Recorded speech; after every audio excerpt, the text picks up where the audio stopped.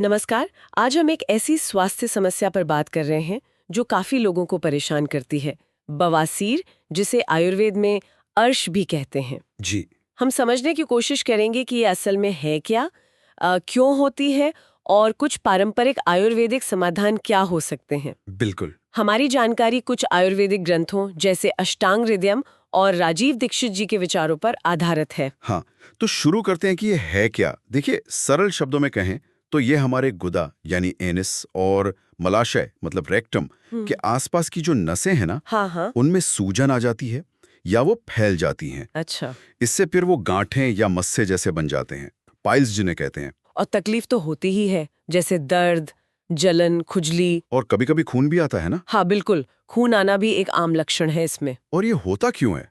मतलब क्या आजकल की लाइफस्टाइल इसका बड़ा कारण है? जरूर।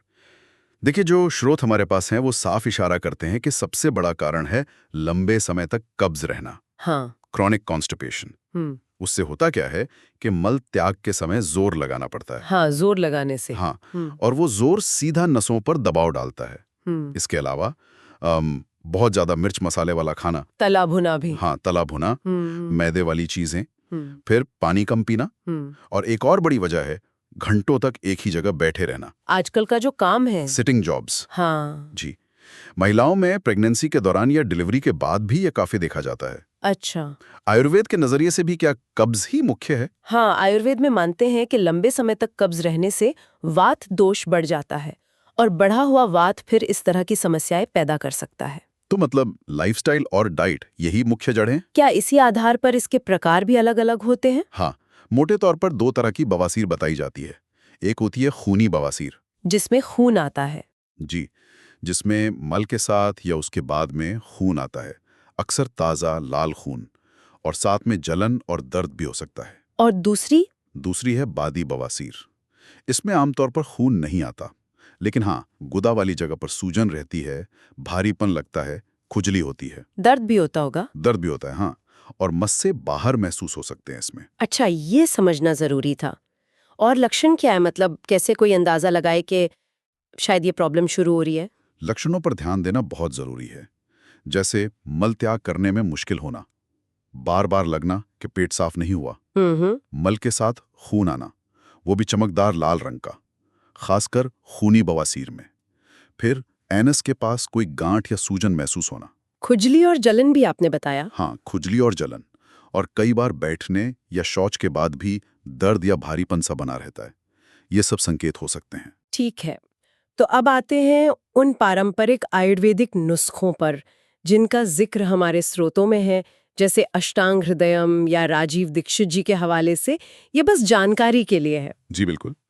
पहला नुस्खा आंवला चूर्ण का बताया गया है। हाँ, आंवला कहा गया है कि सुबह शाम करीब 10 ग्राम आंवला चूर्ण अगर शहद के साथ लिया जाए तो फायदा हो सकता है। इसके पीछे कोई आयुर्वेदिक तर्क भी है ना? आयुर्वेद में आंवला को रसायन कहते हैं, मतलब जो शरीर के धातुओं टिश्यूज को पोषण दे, और इसकी तासीर ठंडी होती है, शीतवीर्य, तो ये जलन और सूजन को शांत करने में मदद कर सकता है। अच्छा, ये तो दिलचस्प है। दूसरा उपाय मूली के रस का बताया है। जी, मूली का रस, उसमें थोड़ा काला नमक मिलाकर पीने की सलाह है। ऐसा मानते हैं कि मूली पाचन को ठीक करती है, लिवर के लिए अच्छी है, और कब्ज में भी राहत देती होगी। हाँ, कब्ज कम करने में मदद करती है। तो ये समस्या की जड़ पर काम करती है एक तरह से। और त्रिफला चूर्ण, ये नाम तो बहुत सुना है। बिल्कुल, त्रिफला तो आयुर्वेद में बहुत ही प्रसिद्ध है। लगभग 10 ग्राम त्रिफला चूर्ण शहद के साथ रात को लेने की बात कही गई है। ये भी कब्ज के लिए ही है। हाँ, मुख्य रूप से कब्ज के लिए। त्रिफला 3 फलों का मिश्रण है, आंवला, हरड़, बहेड़ा। ये पाचन तंत्र को साफ करता है और मल त्याग को आसान बनाता है। वात दोष को संतुलित करने में भी ये बहुत अच्छा माना जाता है। एक और नुस्खा थोड़ा अलग सा है, काले तिल और मक्खन का। हाँ, ये भी है। काले तिल और ताज़ा मक्खन बराबर मात्रा में मिलाकर खाने का सुझाव दिया गया है। इसका क्या लॉजिक हो सकता है? देखिए, तिल में स्निग्धता होती है, मतलब ऑयल कंटेंट, और मक्खन शीतल होता है, तो माना जाता है कि ये कॉम्बिनेशन गुदामार्भ की ड्राइनेस, रूखेपन और सूजन को कम कर सकता है। तो ये कुछ पारंपरिक उपाय हो गए, पर सिर्फ नुस्खे आजमाने से तो बात नहीं बनेगी। कुछ परहेज सावधानियां भी होंगी। बहुत जरूरी। सबसे पहली बात तो खान पान सुधारना ही होगा। ज्यादा मिर्च मसाला, तला भुना, मैदा, ये सब कम या बंद करना पड़ेगा। और क्या बढ़ाना चाहिए? फाइबर वाली चीजें ज्यादा खाएं, फल, सब्जियां, साबुत अनाज, इससे कब्ज नहीं होगा। पानी का क्या? पानी पानी तो खूब पीना है। दिन भर में पर्याप्त पानी जरूर पिएं।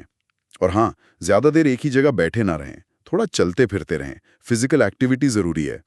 तो अगर हम संक्षेप में समझें, बवासीर नसों की सूजन है, मुख्य कारण कब्ज और गलत लाइफस्टाइल है। बिल्कुल।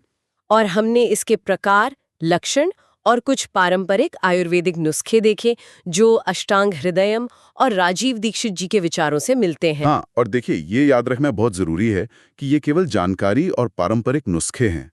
इनसे शायद कुछ लोगों को आराम मिले, लेकिन स्थायी समाधान के लिए तो लाइफस्टाइल में बदलाव, मतलब सही खान-पान, नियमित कसरत शायद ज्यादा असरदार हो। सही कहा।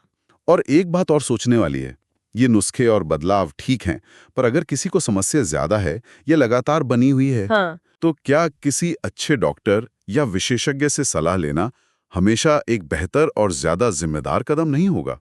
इस पर जरूर सोचना चाहिए।